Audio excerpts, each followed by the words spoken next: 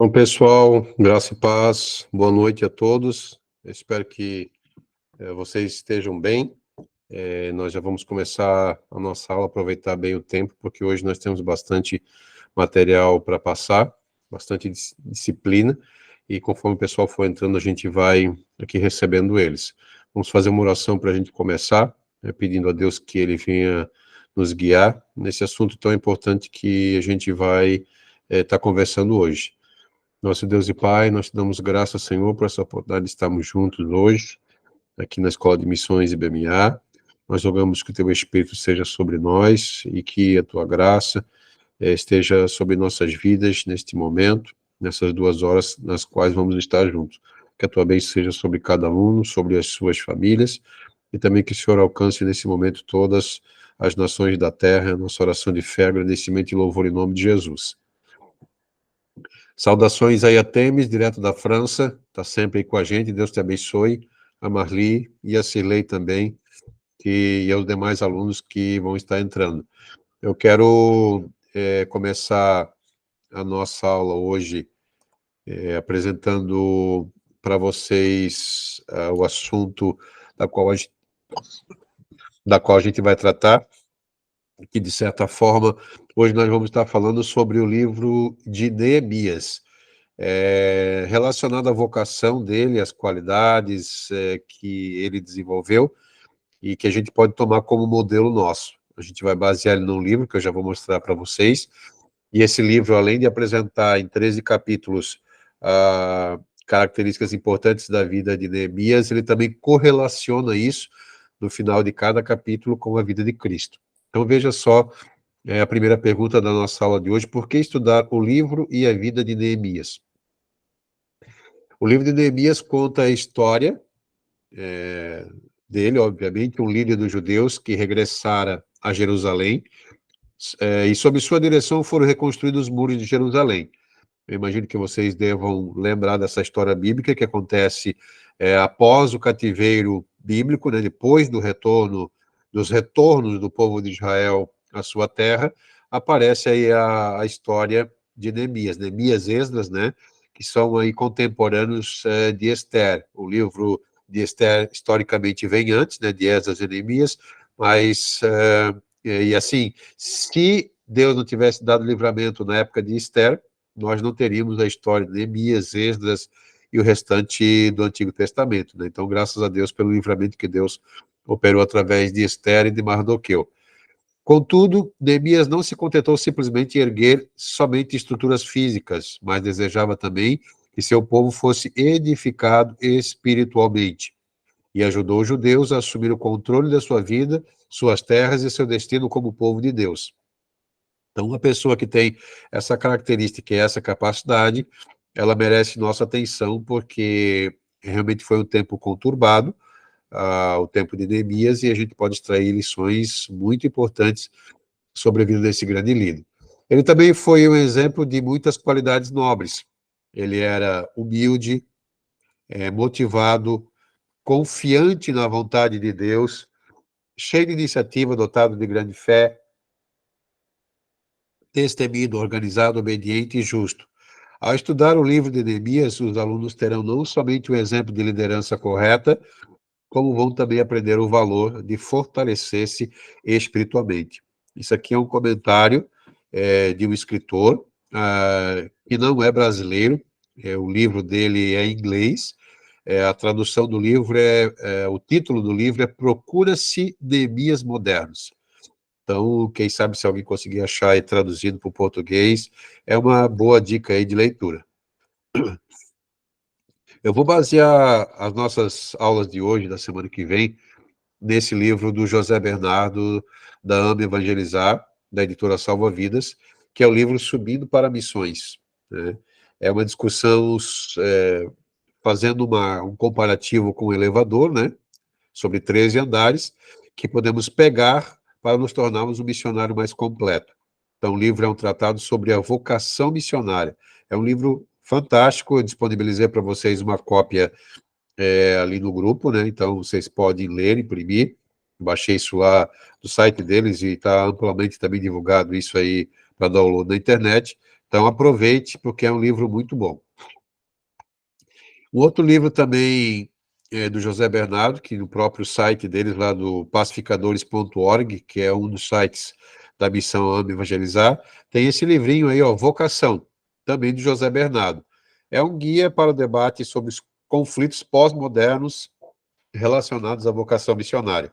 Então, eu acredito aí que para os jovens, para a galera aí que quer saber um pouco mais ou se achar, né, dentro do contexto de vocação missionária, são livros aí que vão ajudar bastante.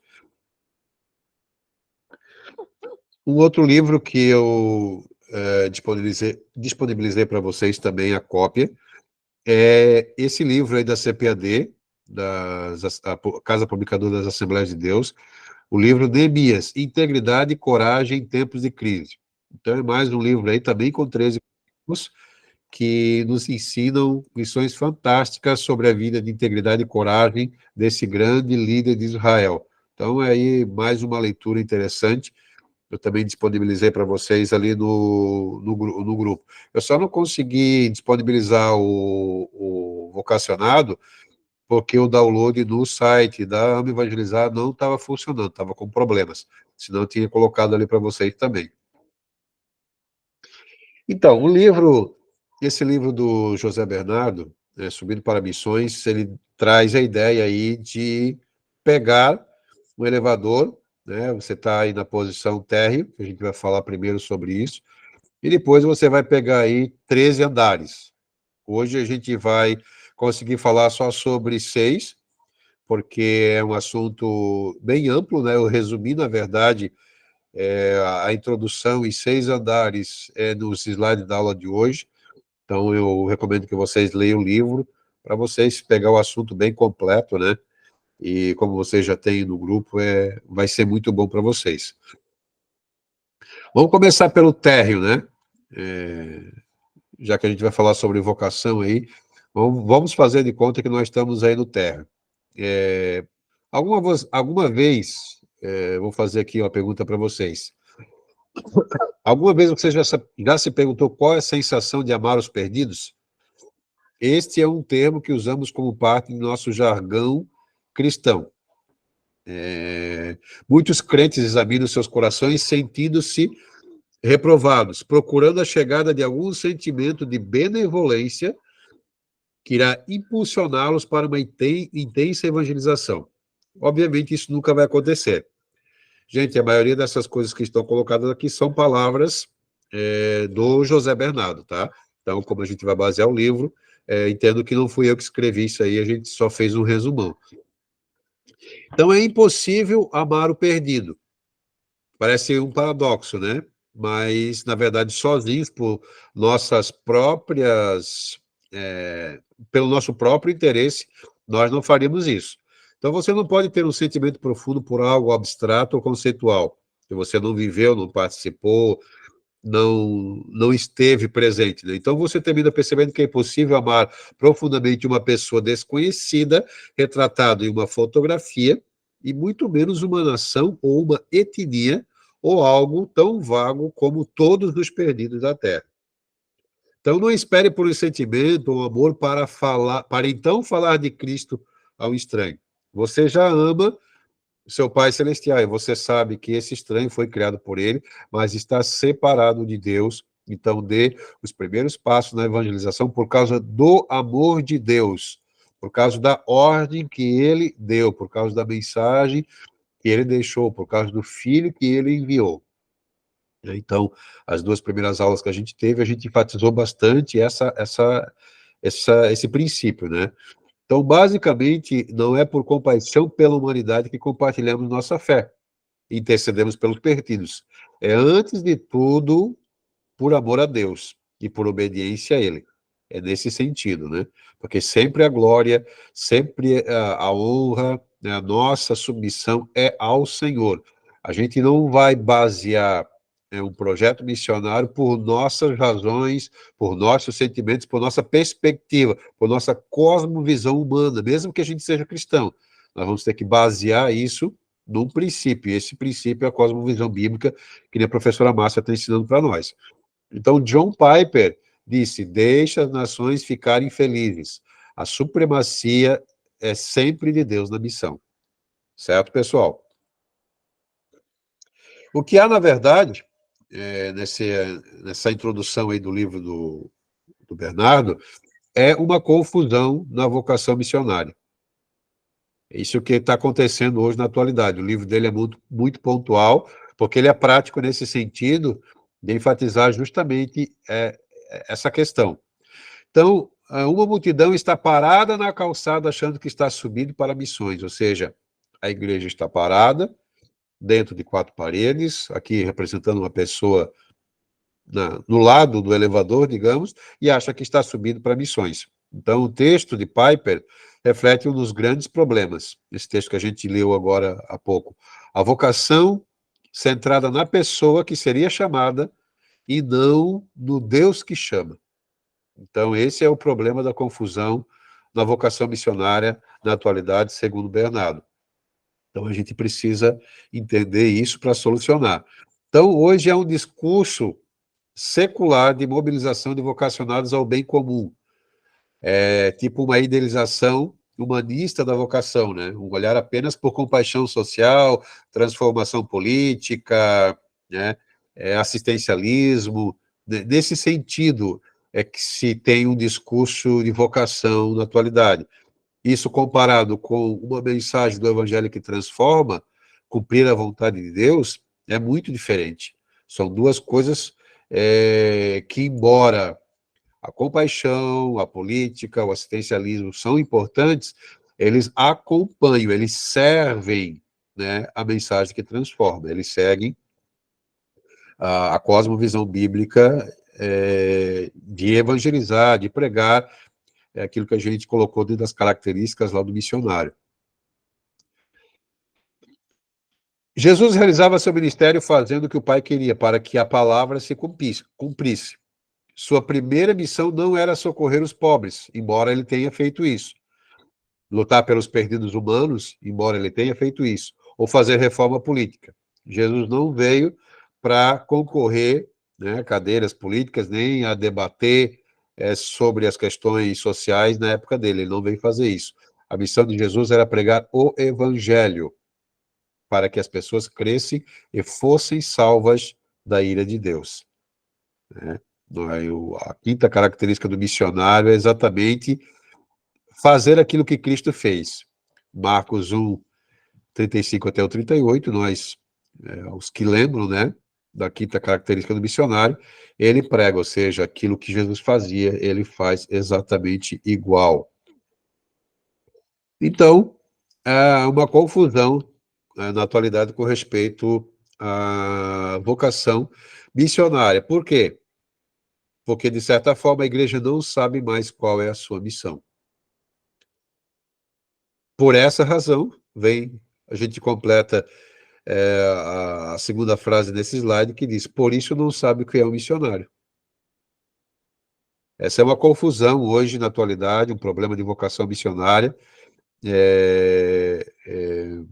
e por isso que eu digo que esse livro é muito importante para vocês lerem, estudarem, acompanharem, né, durante esse tempo, porque ele é muito pontual nesse aspecto de ser contextualizado à nossa realidade atual, certo? Então a igreja não sabe mais qual que é a sua missão, por isso não sabe o que é um missionário.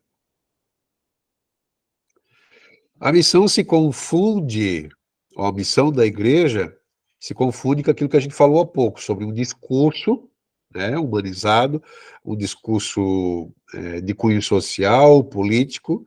Então, a igreja se confunde com ativismo social e com o discurso político. É motivado pelas necessidades humanas de quem faz ou de quem recebe. A motivação é, em muitos casos, por isso a falha, né, no cumprimento da missão, está encaixada aí dentro de uma perspectiva, de uma cosmovisão, mesmo que seja cristã, de ativismo social, discurso político, motivação pelas necessidades das pessoas, o bem-estar do cristão que vem para a igreja, né, construir templos aí gigantescos, toda uma estrutura para receber os cristãos. Então, parece mais um trabalho, né, a igreja, ela trabalha mais para servir só os cristãos, porque eles precisam de bem-estar, pegando aqui esse exemplo, né? Mas ela está com a vocação dos novos jovens, dos novos adolescentes, dos novos missionários, está numa perspectiva errônea, e a sua atividade está estagnada, ela não está subindo para missões, ela está lá, como nos primeiros slides que a gente viu hoje, na calçada e não está subindo para andar nenhum, certo? Opa, pulou um aqui. O que é dito aos nossos jovens de hoje? Pergunta José Bernardo no livro dele. Ainda falando dessa confusão da atualidade sobre a vocação missionária. Vocês devem fazer o que gostam, o que têm talento para fazer.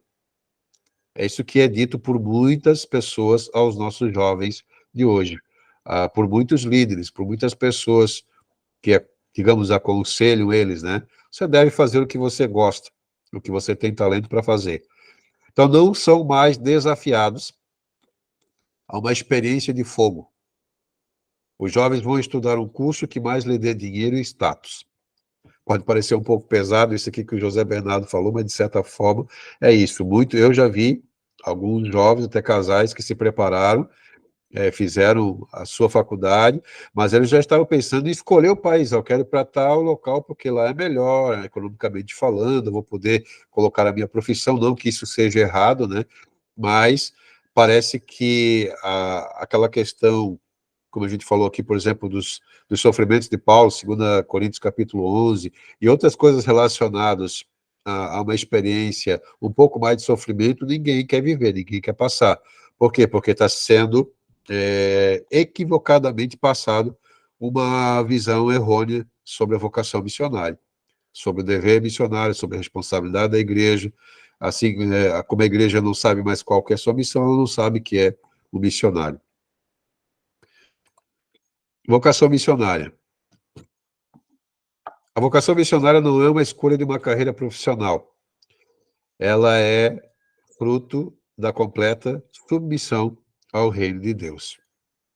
Então, é nesse sentido que a gente precisa enxergar o que é a vocação missionária. Ainda falando sobre esse assunto, a influência do liberalismo teológico ou do relativismo hermenêutico teológico da atualidade, essa influência é um dos grandes problemas, porque hoje nós temos aí as igrejas emergentes, nós temos aí uma série de novas mensagens que estão sendo pregadas, então muita gente é arrebanhado, né, por essas igrejas e por essas mensagens, e eles estão muito aqui distantes da realidade, da responsabilidade da igreja. Então é triste ver como a proposta de desconstrução da igreja minimiza a excelência da vocação ministerial e a nivela por baixo, tornando equivalente a qualquer profissão. Então acho que nós poderíamos dizer, aqui diante desse slide, que a vocação missionária, né, de alguém que se propõe a um chamado específico, ela é mais importante até mesmo que uma profissão secular. A profissão secular vai unir, vai fundamentar, né, vai te auxiliar, mas a vocação missionária está acima de tudo, porque ela representa uma submissão completa ao reino de Deus, né, ao propósito da igreja. Teóricos da religião dizem que o importante é ser politicamente correto. A fé dos jovens foi minada e suas mentes confundidas. Eles dizem, basta ser profissional, ético e dedicado. Para eles, qualquer coisa é missão. O missionário escocês Stephen Neale, ele falou que, um missionário que trabalhou na Índia por muito tempo, ele disse o seguinte, se tudo é missão, se qualquer coisa é missão, então nada é missão. Porque a missão só existe uma missão, a missão que Cristo confiou aos discípulos e à igreja. Se a nossa cosmovisão for essa, se nós seguimos à risca, né, o exemplo de Cristo, daquelas 5 características do missionário, a gente vai estar, de certa forma, se alinhando para estar dentro da cosmovisão correta, né? Então, precisamos retornar a uma visão bíblica da vocação missionária, né, ter uma cosmovisão bíblica, e acabamos de citar isso. Então, o livro de Neemias, ele é um aliado ao desenvolvimento de um projeto missionário, segundo o entendimento de José Bernardo. E por isso eu decidi escolher, pegar ele, né, essa ideia dele, para a gente conversar na aula de hoje e na aula da semana que vem, porque eu achei muito importante a maneira como ele apresenta esse assunto. E nós vamos começar a pegar os primeiros andares dessa proposta do Bernardo. Nós temos ali um íconezinho, né, do elevador, com o sinalzinho para subir. E qual que é o primeiro andar de um chamado, ou acho que aqui nesse primeiro andar é que acontece, na verdade, o chamado, né, a vocação, né? O missionário, de certa forma, enlaçado. Nós temos o primeiro andar, é o andar da indignação. O José Bernardo já chega já com tudo, né? Neemias capítulo 1, versículo 4 diz: quando ouvi estas coisas, sentei-me e chorei. Passei dias lamentando, jejuando e orando ao Deus dos céus. Gente, eu recomendo que depois dessa aula, da aula que vem, vocês leiam o livro de Neemias. Não só o livro do Bernardo, mas leiam todos os 13 capítulos, leiam o livro inteiro de Neemias, para vocês perceberem e, de repente, vocês, até mesmo vocês, conseguirem extrair mais ensinamentos, mais pérolas, né, preciosas do ensino da vida desse homem. Eu tenho na minha Bíblia, né, colocações minhas de um estudo que eu fiz, estão rabiscadas até hoje, são importantes, elas estão, de certa forma, correlacionadas ao que o Bernardo aqui falou, mas eu preferi usar o livro dele porque eu achei, assim, de extrema importância os exemplos, né, e as colocações dele. Então, o que estava acontecendo na época de Neemias?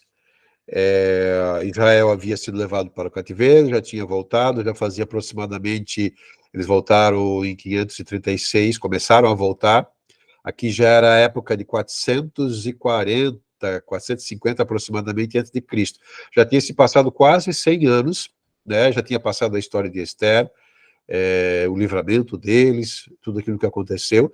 E nós chegamos aqui na época de Neemias e Esdras, quando foi reconstruído o templo e os muros da cidade de Jerusalém. Então, Neemias estava ainda na corte do rei Assuero, na cidade de Suzã, o atual país do Irã hoje, e ele ficou sabendo, através de um parente dele, o estado em que estava Israel. Estado que estava a cidade de Jerusalém. E quando ele ouviu aquelas palavras, ele ficou realmente muito chocado, né? E a gente vê no registro a maneira como ele se posicionou, com grande choro, lamento, preocupação e, de certa forma, dentro do coração, uma indignação santa, né? Então, quando pensamos na obra missionária, falando dessa questão de Neemias, muitas pessoas querem saber como é o chamado missionário, né? Muitas vezes se atribui grande valor a esse momento como se devesse ser um momento místico e miraculoso, onde Deus vai criar ali, vai vir um anjo do céu, vai acontecer uma coisa extraordinária para que você entenda que você foi chamado.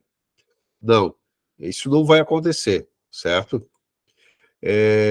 Neemias, como eu fiz uma rápida introdução aqui para vocês, na época mais ou menos de 446 a.C., ele estava lá trabalhando para o rei, não é mesmo?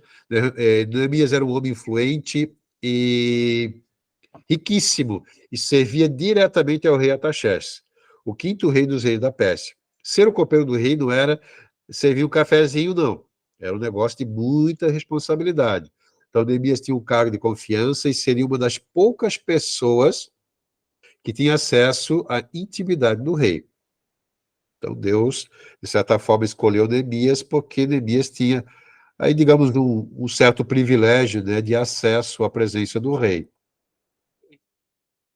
Qual foi o momento do chamado de Neemias? Eu pergunto a vocês. Vamos ler aqui os versículos 2 e 4 do capítulo 1. E veio Anani, um dos meus irmãos, ele e alguns de Judá, e perguntei-lhes pelos judeus que escaparam e que restaram no cativeiro e acerca de Jerusalém. E disseram-me: os restantes que ficaram no cativeiro lá na província estão em grande miséria e desespero, e o muro de Jerusalém fendido e as suas portas queimadas a fogo.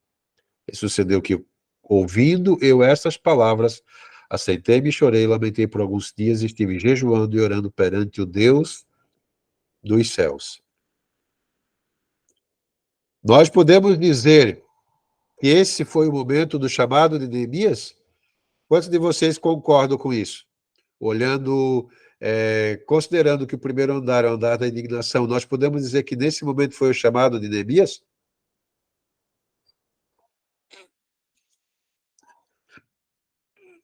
Eu acredito que a gente pode dizer que sim, né, pessoal?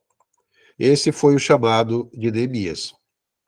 É o chamado de todo missionário, a indignação, o inconformismo, o sentimento de injustiça, a percepção de que algo está muito errado e a vontade de ver mudança, certo? Então, o chamado de Neemias, ou digamos assim, a vocação missionária, o chamado missionário da maioria de nós, especialmente quando for para algo assim mais específico, chamado apostólico, um projeto assim mais elaborado, ele vai passar por esse momento aqui. O chamado Neemias, ele é um exemplo do que pode ou que regularmente acontece com aqueles que são vocacionados. Este chamado levou Neemias a conspirar contra o rei, mesmo que aconteceu isso, mesmo que ele lamentou, mesmo que ele chorou, mesmo que ele ficou indignado. Ele se revoltou contra o rei, fez uma conspiração, fez um levante, não, vamos juntar aqui a galera e vamos voltar para Israel, vamos reconstruir as coisas, vamos ajudar? Não, ele não fez dessa forma. Notamos essa diferença na vida de Neemias. Sua indignação não o levou a conspirar contra o rei, não o levou a unir-se a um partido de oposição, jamais, de forma alguma. Neemias não saindo fazendo protestos pelos direitos humanos, nem planejou organizar uma ONG para isso. Não. Primeiro ele foi apresentar o assunto para quem? Ao Deus dos céus. Porque outros deuses da terra não são deuses, né? São o daqui, certo? Isso mesmo, Felipe. A gente já vai falar sobre isso, que é um próximo andar aí que está chegando. Depois ele ouviu Deus ao meditar no livro de Deuteronômio e lembrou de várias passagens que orientaram no direcionamento de sua indignação. Então, a maneira como Neemias se portou é um exemplo para nós. Mesmo indignado, ele foi primeiro buscar na presença de Deus e na palavra de Deus, e num tempo de espera e de contemplação das Escrituras, procurou ouvir a voz de Deus e entender aquele momento. Ele não saiu atropelando as coisas e teve um cuidado, que é um cuidado que a gente precisa ter. Então, o José Bernardo conta no livro dele a indignação dele em 1997, de onde ele decidiu fundar a AME Evangelizar e todo o projeto que ele construiu até hoje. Eu e a Marli aconteceu algo semelhante com a gente em 2014, quando a gente, de certa forma, também estava assim, contrariado com algumas decisões e ações da liderança da época onde a gente estava, e a gente decidiu fazer alguma coisa. Não nos rebelamos, a gente continuou servindo em nossa igreja, mas nós nos propomos a fazer algo que pudesse fazer a diferença. Agora já vai fazer, em janeiro de 2024, vai fazer 9 anos, junto com o início do chamado, vai fazer 10 anos, que a gente se indignou com alguma coisa e decidiu fazer alguma coisa, certo? Eu pergunto a você, você já teve o seu momento de chamado? Vocês que estão aqui na sala, os demais que vão assistir depois. Você já passou por esse momento? Isso aí é algo para você refletir, né? Se ainda não aconteceu, busque esse momento, né? Procure verificar, né? Sentir na sua vida se ele já ocorreu ou você precisa buscar esse momento para entender, né, essa questão aí da indignação e partir realmente para fazer alguma coisa. A gente vai ver o exemplo de Cristo. Como eu falei para vocês, cada capítulo de José Bernardo, no final, ele dá um exemplo. Olha só, a Cileia que está falando, ó, o chamado dela se deu no momento que ela descobriu a surdez da filha dela. Né? A gente já acompanha a Cileia aí um bom tempo. A mudança radical da vida da Cileia aconteceu nesse momento. E vocês, quando que foi o chamado? Já aconteceu? Não aconteceu? Precisamos buscar essa experiência. No final de cada capítulo, vocês têm ali o livro que a gente disponibilizou, você vai ter um exemplo também no Novo Testamento pegando Cristo, pegando Jesus como exemplo. Então, em Marcos, capítulo 11, versículos 12 até o 21, você pode ler depois, não vamos ler aqui, senão a gente vai tomar tempo, você vai ver aí o exemplo da indignação de Jesus. Vocês devem saber já, é um dos momentos dele, né? Muito famoso. Então, aí está um exemplo que Jesus também se indignou. Não que ele foi chamado naquele momento, que ele veio com um propósito totalmente específico, né? Ele já veio pronto para a sua missão, porque ele também era Deus, né? Mas ele também teve seu momento de indignação. Certo, pessoal? Aqui o segundo andar é o segundo andar da objetividade.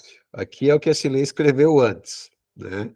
Ela falou que Neemias foi falar com o rei, exatamente. Então, o segundo andar da vocação missionária, a segunda característica incrível de Neemias era que ele era um cara muito objetivo.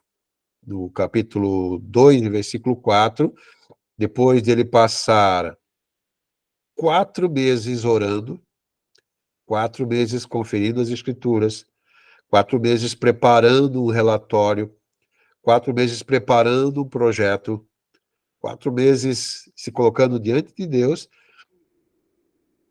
Obviamente, ele foi, cada dia que foi passando, ele foi ficando mais triste, mais abatido, mais choroso, mais lamentoso com aquela situação, né, de indignação, e o rei percebeu a cara dele, percebeu o semblante dele triste.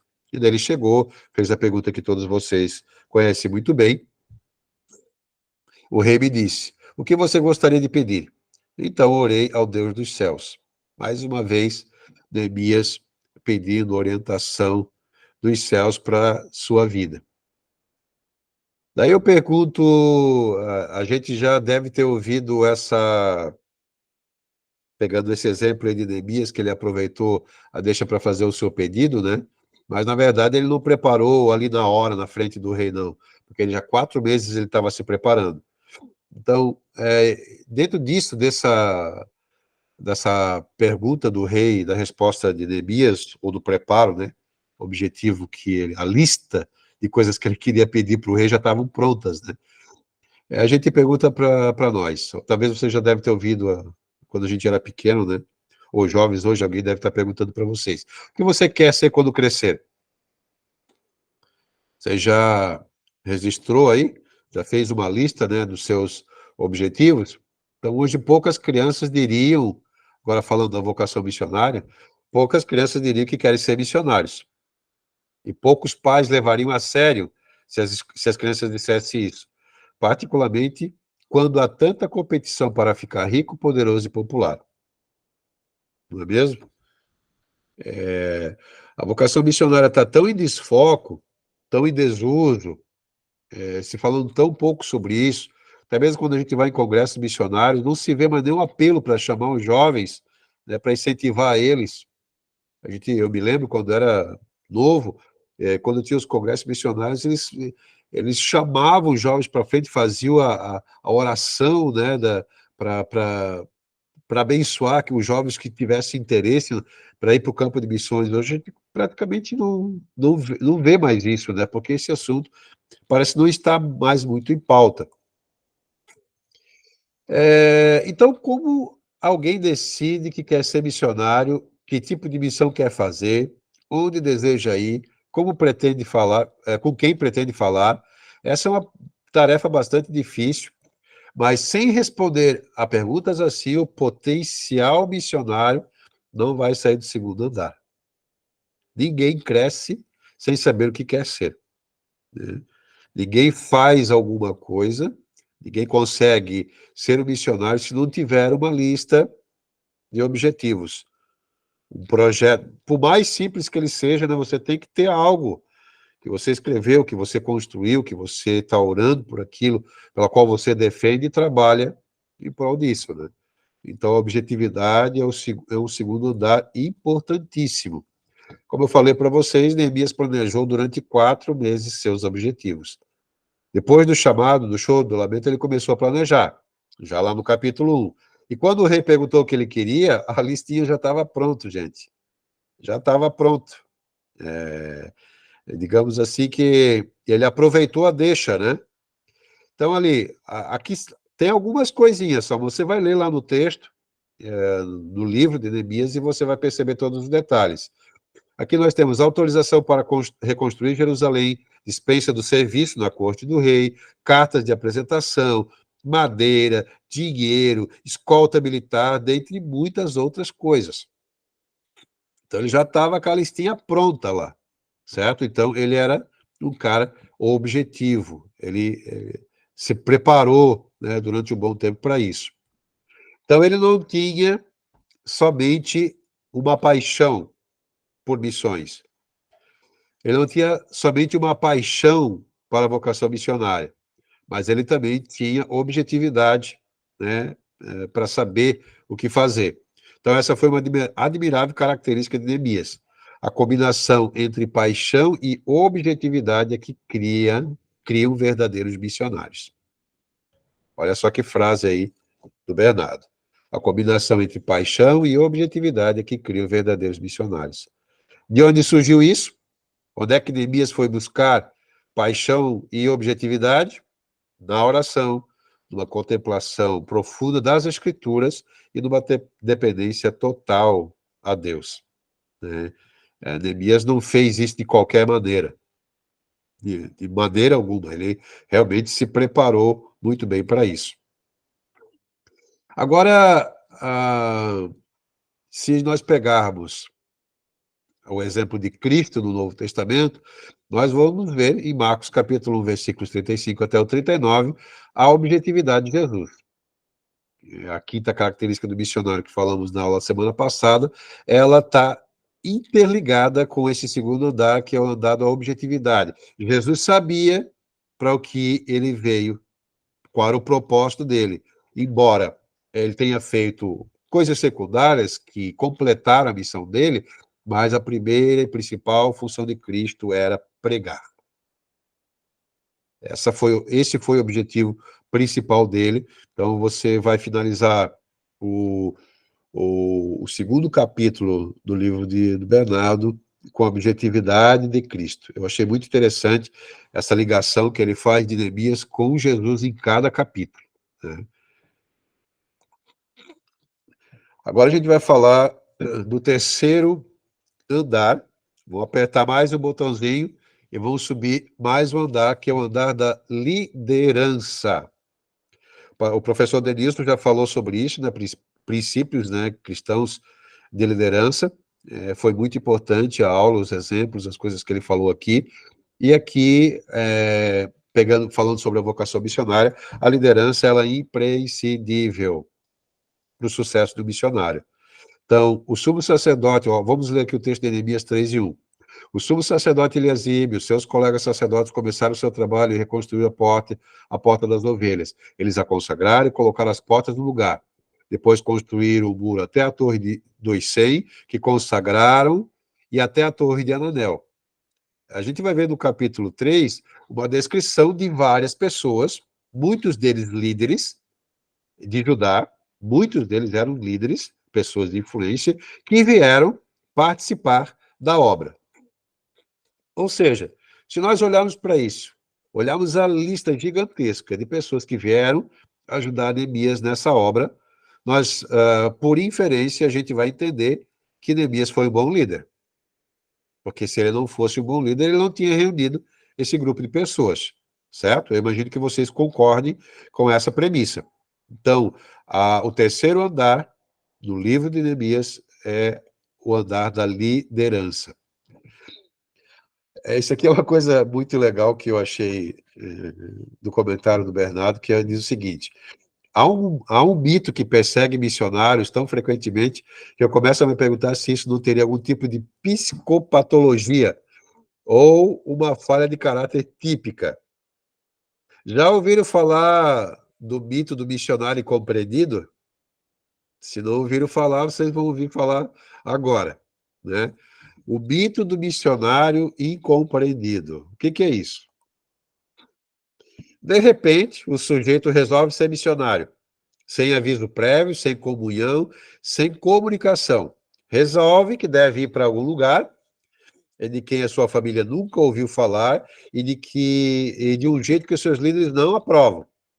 O surto é tão forte que nenhum conselho é válido, nenhuma palavra é de Deus, nenhuma orientação é bem-vinda. A pessoinha, aqui eu ri, né, quando eu li essa parte do livro, a pessoinha se sente incompreendida, resolve ir sozinha e sempre se perde. A pessoinha se sente incompreendida. Esse é o mito do missionário incompreendido. Quem já não viu uma situação como essa? Vocês não precisam falar aqui, né? Quem já não viu alguma vez isso? A gente já viu, já passou por esse tipo de situação e de experiência. Daí eu encaixo aqui dentro desse terceiro andar uma parte de uma pregação minha sobre Josué. Isso aqui não está no livro do Bernardo, mas eu decidi incluir aqui, só para a gente fazer uma pequena comparação com essa pessoinha aí, do missionário aí incompreendido. Vamos fazer uma pequena comparação para a gente ver sobre a questão da vocação missionária relacionada à liderança. Deus, vamos falar de Josué, né? Vamos começar lá primeiro, segundo capítulo de Josué, mas ali não é só suficiente a gente ler ali para entender a história dele. A gente vai olhar Josué nos outros livros anteriores também. Deuteronômio, Números, Êxodo, nós vamos ver uma participação de Josué dentro da história de Israel. Então, Deus escolhera Josué, no capítulo 1, né, do livro de Josué, no meio de mais de 600 homens. Gente, era muito soldado, era muita jovem. E Deus escolheu a Josué no meio de toda essa gente. Não foi uma escolha aleatória, mas porque ele estava sempre diante do Senhor. Olha só que coisa importante. Vamos ver alguns registros bíblicos da história de Josué. Que não, a história de Josué não está só no livro de Josué, tá? Êxodo 17. Deus já escolhera Josué na batalha contra Amaleque. Lembram? Em Êxodo 24, ele foi mencionado como servidor de Moisés. Está lá no texto bíblico. Então, Josué não é alguém que surgiu do nada aí. Já por esses dois exemplos, a gente vai ver que Josué não é um cara que surgiu aí e, de repente, queria ser líder. Não. Em Êxodo 33, Josué estava na tenda, sempre buscando ao Senhor. Olha só que importante isso. Em Números capítulo 13 e 14, ele fez parte da equipe que espiou a terra prometida. Inclusive, ele e seu companheiro foram os únicos dois que trouxeram fé e fortalecimento para o povo. Os outros demais espias trouxeram pavor, desespero, e por causa da descrença e do pavor gerado por esses outros 10 espias, o povo de Israel pecou e ficou 40 anos no deserto sofrendo. Um ano para cada dia da visita da Terra Prometida.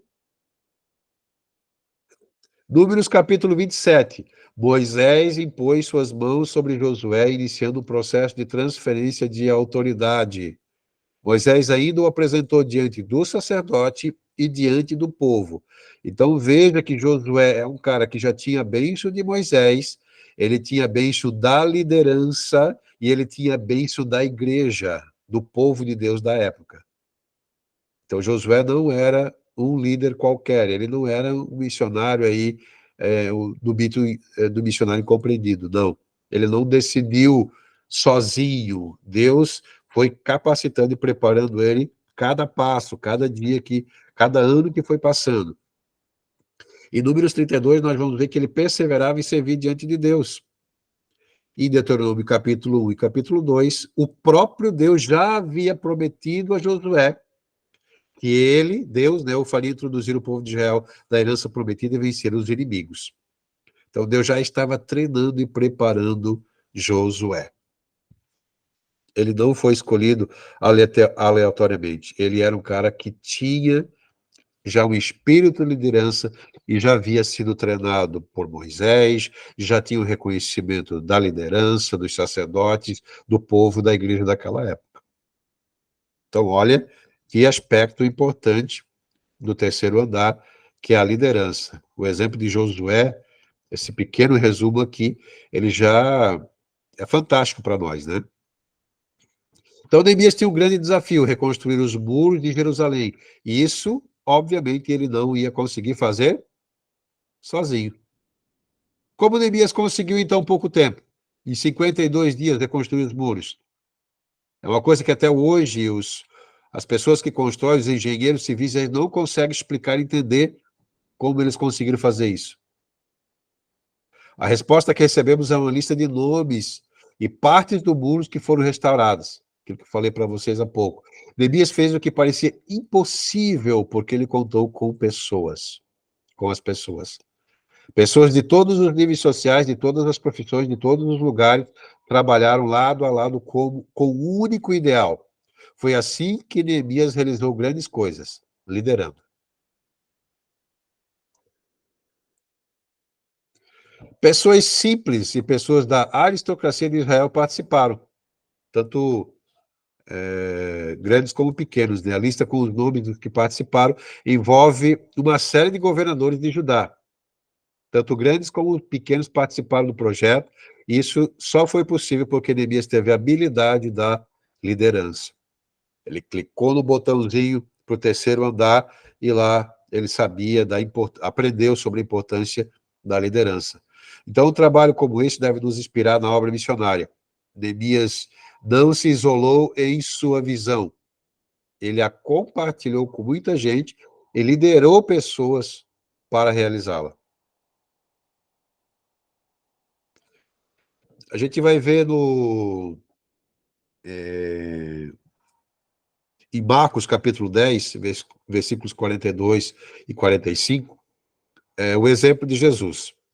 Se vocês lerem a passagem bíblica depois, da aula, né, hoje à noite ou amanhã, vocês vão ver 4 princípios que Jesus passou para os discípulos relacionados à questão da liderança e do relacionamento deles com com as pessoas que ele iria liderar. Eu vou abrir aqui o terceiro capítulo e a gente vai ler esses 3 princípios aí que eu coloquei aí para vocês. Eu acho que a gente pode ler bem rapidamente, porque são 5 princípios, eles são importantes e a gente ainda tem tempo para isso. Nós temos mais 10 minutos. Então, Marcos 10, 42 até o 45, nos fala, né?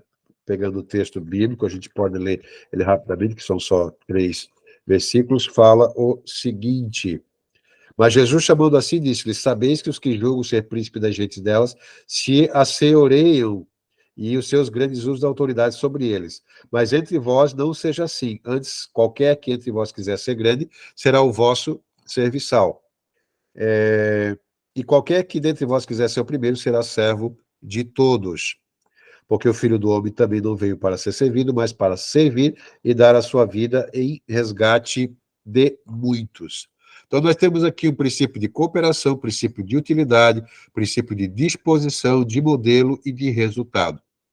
Olha só o princípio de cooperação. Não será assim entre vós, diz Cristo aos discípulos.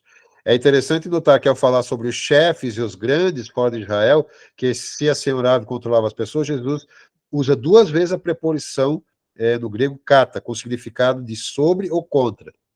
Então fica claro que tanto pelo substantivo como pela proposição, os primeiros e os grandes pertencem a uma classe e o povo, que se torna sua propriedade e domínio, né, pertence a outro. Então, ao se referir aos seus discípulos, porém, Jesus sempre usa uma outra proposição, ou seja, ao lado, não acima, não sobre, não contra os demais. Jesus disse ao lado. Portanto, a verdadeira liderança é exercida dentro de um corpo, ou um grupo, ou uma classe da qual nós participamos. Não existe maior ou menor, existe sim aquele que tem mais responsabilidades, né, de gerenciar todo o processo.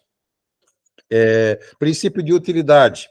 Nós aprendemos na quarta característica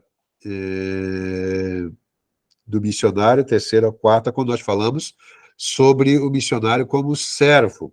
Então, princípio de utilidade. Quem quiser se tornar-se importante entre vocês, deverá ser o quê? O escravo da justiça, lembram? Então, portanto, isso aqui é algo importante para nós. Princípio de disposição. Quem quiser o primeiro deverá antes servir. Princípio de modelo. Assim como Jesus veio não para ser servido, mas para servir, o princípio da liderança é o princípio de modelo, de exemplo. E, por último, o princípio de resultado. Qual que foi o resultado de Cristo? Ele veio para servir e dar a sua vida em resgate por muitos. Então, o princípio de cooperação mútuo, princípio de utilidade, princípio de estar disposto de tomar o exemplo de Cristo e ter resultados, ele faz parte aí do princípio de liderança de Jesus e ele repassou isso aos discípulos. Tudo isso aqui que ele falou para os discípulos, ele mesmo já havia cumprido. Ele mesmo já desenvolvia essas qualidades e esses aspectos na sua liderança, no seu preparo e na sua capacitação dos seus liderados. Certo, pessoal? A palavra-chave dessa primeira aula, a gente já vai passar para o intervalo, é utilidade. Você pode anotar aí a primeira palavra-chave dessa aula de hoje, dia 13 de dezembro de 2023, é utilidade. Certo, pessoal? Então, nós vamos dar uma paradinha aqui agora, de uns 10 minutos, e 8h35, de 10 minutinhos, e 8h35 a gente já volta aqui, porque nós temos mais alguns slides importantes, tá bom, pessoal? Até daqui a pouco.